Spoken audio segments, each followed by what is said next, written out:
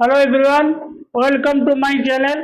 आज हम standard button role gauge के बारे में बताने जा रहे हैं। जैसे अलग अलग प्रकार का काउंट है, अलग अलग प्रकार का कटन का है। कटन का गेज के बारे में बताने जा रहे हैं। और ये बटन रोल गेज बताने से पहले आपको बटन रोल का इम्पोर्टेंस बताता हूँ। मटेरियल के हिसाब से अगर मटेरियल के हिसाब से अगर आप लोग गेज नहीं रखोगे तो मटेरियल में आईपीआई बढ़ जाता है, स्लब जैसा लूज फाइबर पास हो जाता है, फ्लोटिंग फाइबर, और वो क्वालिटी बहुत खराब हो जाता है, कट माल आता है। तो इसीलिए ना टाइट गेज जरूरत है ना लूज गेज जरूरत है। जो गेज का ऑप्टिमाइज होना जरूरी है फाइबर लेंथ के हिसाब से। और फाइबर लेंथ के हिसाब से जब गेज करोगे, सैडल गेज भी उसी हिसाब से होना चाहिए। और सबसे पहले देखो, आपको बता दूं, स्टैंडर्ड गेज फॉर कटन का मैं बताने जा रहा हूँ। और यहाँ देखो, काउंट कौन सा काउंट तक है, फाइबर लेंथ क्या है कटन का, ब्रेकर में क्या गेज रहेगा, फिनिशर में क्या रहेगा, सिंपलेस में क्या रहेगा, रिम फ्रेम में क्या रहेगा, सबका हम डिटेल बताने जा रहे हैं। ये आप एक इसको गाइडलाइन समझ लीजिए। और इसको क्या करना है, आप इससे 1 mm कभी ऊपर नीचे कर सकते हो, कोई दिक्कत नहीं है। और इसका ध्यान रखना, जो गेज वगैरह होता है वो ब्रेक ड्राफ्ट और स्पेसर साइज से रिलेटेड रहता है। मतलब ब्रेक ड्राफ्ट अगर ज्यादा है गेज कम करोगे चल जाएगा, बैक जोन का स्पेसर ज्यादा है तो गेज कम करोगे चल जाएगा। मतलब ये दोनों से रिलेशन रहता है गेज का, ये ध्यान रखो।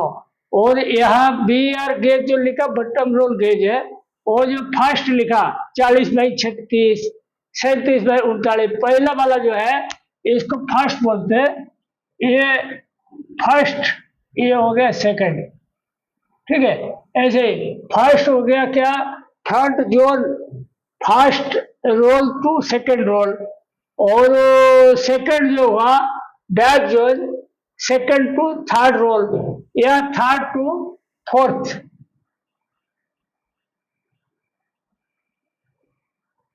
फोर्थ हो गया। तो ये आप ध्यान रखो, उल्टा पुल्टा नहीं कर देना। जो जैसे गेज फ्रंट में जो होना चाहिए बैक में जो फ्रंट में, ऐसे नहीं करना कभी। और सबसे पहले देखिए, 14 काउंट के आसपास का कोई मटेरियल चला तो 20 से 22 mm का कटन होगा, चल जाएगा। और उसमें ब्रेकर का केस देखो, आगे का 40, पीछे का 36। ये मैंने LMW का मशीन पकड़ा, LDO6। ये हो गया RSP, ये हो गया LF1400 सीरीज, LR6 मान लो या G51 मान लो, ठीक है। तो यह जो DO6 का है 40/36, 40 mm रहेगा आगे का, पीछे का रहेगा 36। ये कभी कभी इसके लिए टेक्नीशियन लोग परेशान हो जाते हैं, बोला एक कैसा गेज है, आगे का 40 है पीछे का 36 है। इसीलिए इसमें होता है DO6 का बटन रोल होता है बहुत ये रहता है, मतलब उसका जो डायमीटर बहुत ज्यादा होता है, इसीलिए इसमें कम से कम 40 का गेज हो पाता है, उसे कम नहीं होता। और बैक जोन में बटन रोल गेज सेकंड और थर्ड का कम है, इसमें 36 mm चल जाता है, ठीक है। और फिनिशर में देखो 37, 39, वो 37 मिनिमम होता है, उसे कम करोगे तो चलेगा नहीं, मशीन रोल टच करेगा। और 39 की जगह आप 1 mm कम भी कर सकते हो। ये 37, 39 जो है मिनिमम वो रखा। सिंपलेस में भी 47, 45 मिनिमम रखा। ये सिंपलेस में ध्यान रखो, ये जो 47 है मिनिमम गेज है आगे का। और पीछे जोन में 45 से लेकर ऊपर 75 तक भी जा सकते हो, कोई दिक्कत नहीं है। और रिम फ्रेम में देखो 42.5, 58 रखा, ठीक है। 42.5 और 58 mm हो गया रिम फ्रेम का गेज, सबसे छोटा फाइबर के लिए मिनिमम गेज हो। उसके बाद देखो 15 काउंट से 20 काउंट तक अपने कटन लेंथ थोड़ा बड़ा, 23 से 25 mm लिए। और यहाँ ब्रेकर गेज वही 40-36 चल जाएगा। ठीक है, उसके बाद फिनिशर में मैं थोड़ा बढ़ा 38-40 कर दिया, और सिंपलेस में फ्रंट जोन का सेम है, बैक जोन में 3 mm बढ़ाया, और रिम फ्रेम में फ्रंट जोन मिनिमम वाला है 2 mm का बढ़ाया। ठीक है, उसके बाद देखो 21 से 30 का मैंने 26 से 28 mm पकड़ा, तो इसमें ब्रेकर में 40-42 का गेज है, फिनिशर में 39-41 है, और 47-55 हो गया। सिंपलेस में रिम फ्रेम में 42.5-62 mm। और आपको एक चीज और याद कर दो, कोई भी गेज करते हो तो आप इसका 5% लेंथ जो दिखाता है, कार्डिंग का जो दिखाएगा, ब्रेकर में गेज करना, ब्रेकर में जो लेंथ दिखाएगा फिनिशर में करना, फिनिशर में जो लेंथ दिखाएगा सिंपलेस में करना, ऐसे ही उसका सिस्टमेटिक करना, कोई गड़बड़ नहीं करना।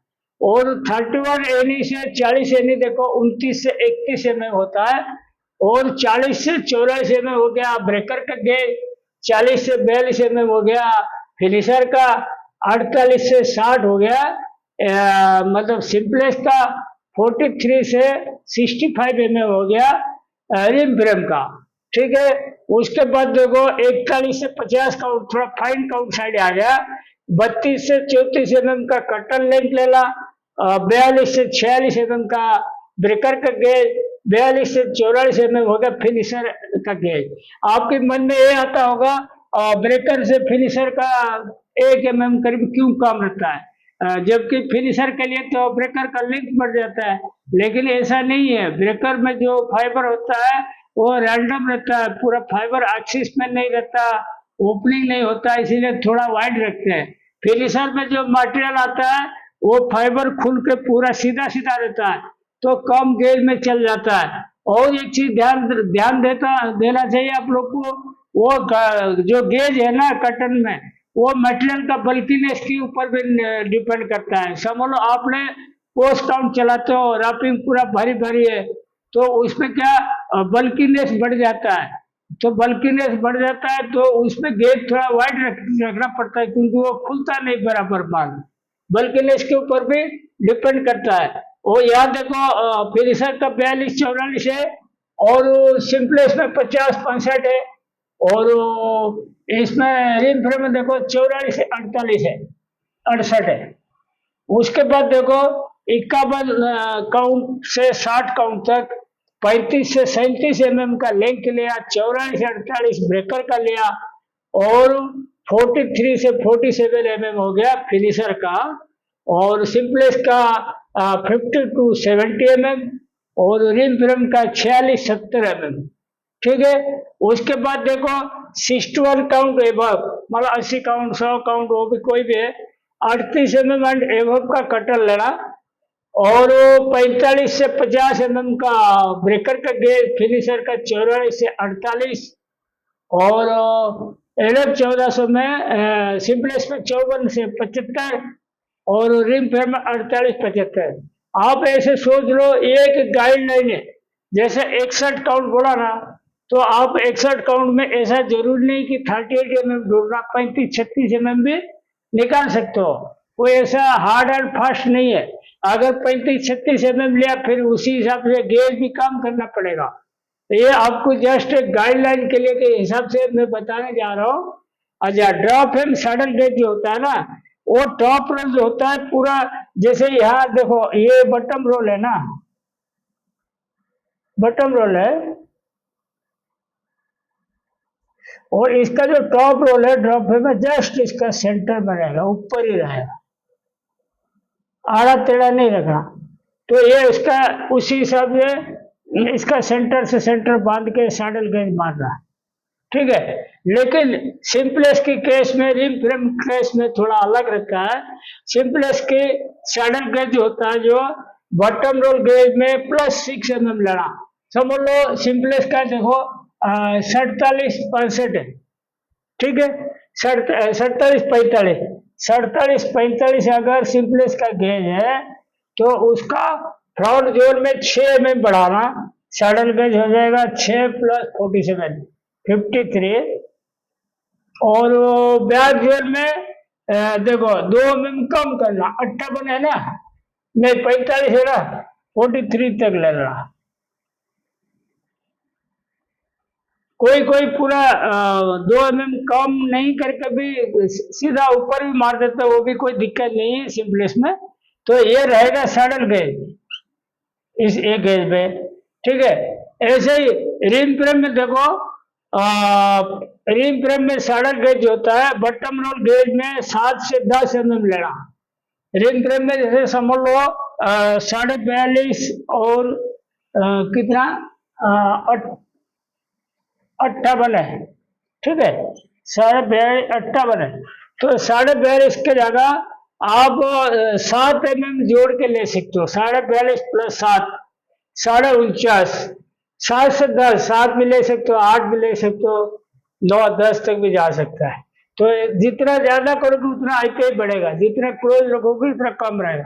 42.5 हो गया कितना 49.5 mm सैडल गए, और 58 की जगह 56 ये रहेगा सैडल गए, ठीक है। ये 49.5 डिवाइड बाई 56 मतलब 56 का। और एक चीज ध्यान रखो, आगे का जो सैडल गेज है ना, बिल्कुल कम कर दोगे ना अनड्रफ्टेड आएगा, अपरन कटेगा। तो हम लोग क्या करते थे, जैसे मिलान वगैरह चलाते ना, सैडल गेज जो होता है आगे का, ये जो 10 mm का जो रेंज दिया ना, 10 mm तक खींच लेते थे। मतलब 42.5 जगह 52.5 का अपन सैडल गेज आगे का रखते हैं मिलान वगैरह में, क्योंकि वो फाइबर पूरा फूला हुआ रहता है, उसमें स्ट्रेंथ नहीं रहता है, कम हो जाता है, तो इसीलिए ज्यादा क्लोज करेंगे फाइबर टूट जाता है। और देखो पीछे जोड़ में 2 से 3 mm का माइनस करना। और ये आपका LMW का मशीन है, जैसे ये मिनिमम गेज पता है ना आपको, रिम फ्रेम में देखो, ये अगर KTTM होता है ना, KTTM में ये हो जाएगा कितना मालूम है, 4451 मिनिमम, क्योंकि उसका पीछे गाइड पुली नहीं रहता अपरण का, पीछे का 51 तक जा सकता है अगर KTTM में, आगे 44 तक रहेगा। तो ये सैडल गेज का जिसको फंडा मालूम होगा वो आराम से इसको सेटिंग करके चला सकता है। आपको फिर से बोल रहा हूँ, ये आपके लिए एक जस्ट गाइडलाइन है, उसे 1 mm 2 mm आगे पीछे कर सकते हो, कोई दिक्कत नहीं है, बढ़िया है। जितना ट्रायल करोगे उतना आपकी तजुर्बा बढ़ेगा, और ट्रायल करो, अपनी डिपार्टमेंट सेट करो। आज का वीडियो मैं यहीं पे समाप्त करता हूँ।